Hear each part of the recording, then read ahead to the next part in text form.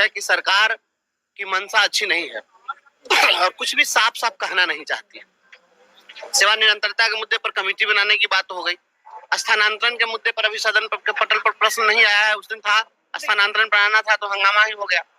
तो सरकार ऐसे देती रहती है बयान का स्थानांतरण कर रहे हैं, लेकिन कुछ हुआ नहीं अभी तक। शिक्षकों की समस्या जस की तस है। सबसे गंभीर समस्या है कि वेतन नहीं मिला। वेतन जो है दिसंबर से ही 4 माह से लोगों को वेतन नहीं मिला और ये HRMS पर ऑन बोर्डिंग कर रहे हैं। इसके पहले हमारी जिनसे लड़ाई होती थी, वर्तमान जो ACS के ठीक पहले वाले, एक सप्ताह में सबका HRMS हो गया। रात दिन लग के लोग कर दिया और ये 3 महीना से HRMS करवा रहे हैं और ऑन बोर्डिंग करवा रहे हैं और प्राण नंबर खोल रहे हैं और अभी तक इनका नहीं हुआ। 4 माह से शिक्षकों को वेतन नहीं मिला है। अब मुख्यमंत्री जी के सामने बोलिए, वित्त मंत्री जी के सामने बोलिए, कहते हैं कि 1 सप्ताह में हो जाएगा। कुछ नहीं हुआ, तो कुछ हो नहीं रहा है। तो अब शिक्षक सड़क पर उतरेंगे। अच्छा, किसी को पैसा नहीं दीजिएगा और काम लीजिएगा। आप बेकार खटवाना चाहते हैं और किसी को पैसा नहीं दीजिएगा तो लड़ेगा ही, संघर्ष करेगा ही। सारे लोग सड़क पर उतरेंगे।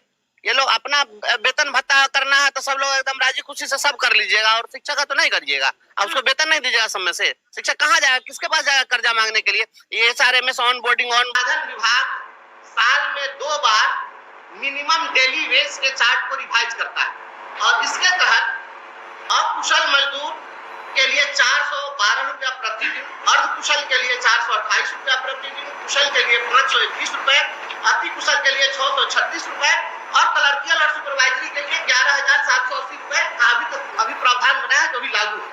और आप मात्र 1650 रुपया आप दे रहे हैं रसोईया को। 12 महीना काम लीजिएगा और उसको 10 महीने का पैसा दीजिएगा। इस 1600 रुपया में घर में पलने वाले कुत्ते का भी पेट भर सकता है क्या? और राज्य के नीति निर्देशक तत्व के तहत यहाँ अपेक्षा होती है सरकार से कि आप आर्थिक न्याय करेंगे, तो क्या यह आर्थिक न्याय है?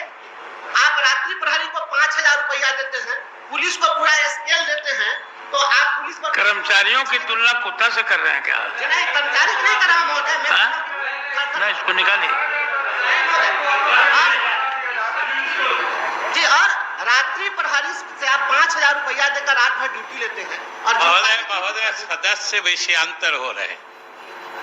उनके ध्यानाकर्षण सूचना में है न्यूनतम मजदूरी कानून का जिक्र और हमने स्पष्ट कहा है कि जहां कहीं माननीय सदस्य को न्यूनतम मजदूरी अधिनियम से निर्धारित जो पारिश्रमिक है उससे कम मिलने की सूचना है, आप लिखित सूचना दीजिए, तत्काल कार्रवाई की जाएगी। ठीक है। मान्य परंतु जो उत्तर है बिल्कुल तथ्य से परे है और आपको जानकर हैरत होगी, मुजफ्फरपुर जिला पूरा जाम से रेंगता रहता है। 10,000 से ज्यादा ऑटो चल रहा है शहर में और सभी एंट्री पॉइंट पर ऑटो वाले से चुंगी वसूलते हैं अवैध लोग, जो नगर निगम के अवैध लोग हैं। प्रतिदिन 1 लाख रुपए से ज्यादा की वसूली होती है और ये लोग इस बात को स्वीकार नहीं कर रहे हैं और बहुत बड़े राजस्व का गबन हो रहा है और इस संबंध में कोई जानकारी नहीं दी गई है। केवल कह दिया गया है कि पार्किंग शुल्क वसूला जा रहा है। महोदय, इसकी जांच कराई जाए, माननीय मंत्री जी उच्च स्तरीय जांच कराइए। पर डे 1 लाख रुपए से ज्यादा की वसूली हो रही है, मैं दावे के साथ कहता हूँ। तुरंत तो कुछ आया ही नहीं कि सुझाव दिए। उत्तर बड़ा स्पष्ट है। इन्होंने सवाल में लिखा है कि 7200 ऑटो चल रहे हैं। अभी माननीय सदस्य ने कहा कि 10,000 ऑटो चल रहा है, तो किस यंत्र से ये नापते हैं इसकी कोई, तो परिवहन विभाग का काम है। हम लोगों के जिम्मे जो काम है नगर विकास आवास का, तो 4 पार्किंग है, चारों पार्किंग को डाक के माध्यम से लोगों को दिया जा चुका है। जो उच्च बोली लगाने वाले थे उनको ये दिया जा चुका है और वो अपना नियमित काम कर रहे हैं।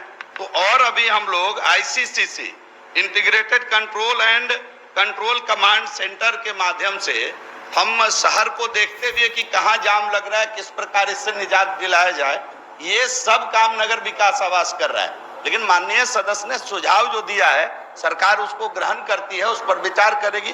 पूरा कोई उनका था नहीं। पूरा यही बता दिया जाए कि इसमें तो पार्किंग इस प्रश्न में है 7200 ऑटो चलता है, तो माननीय मंत्री ने सवाल का जवाब ये नहीं दिया कि 7200 या 72 ऑटो चलता है।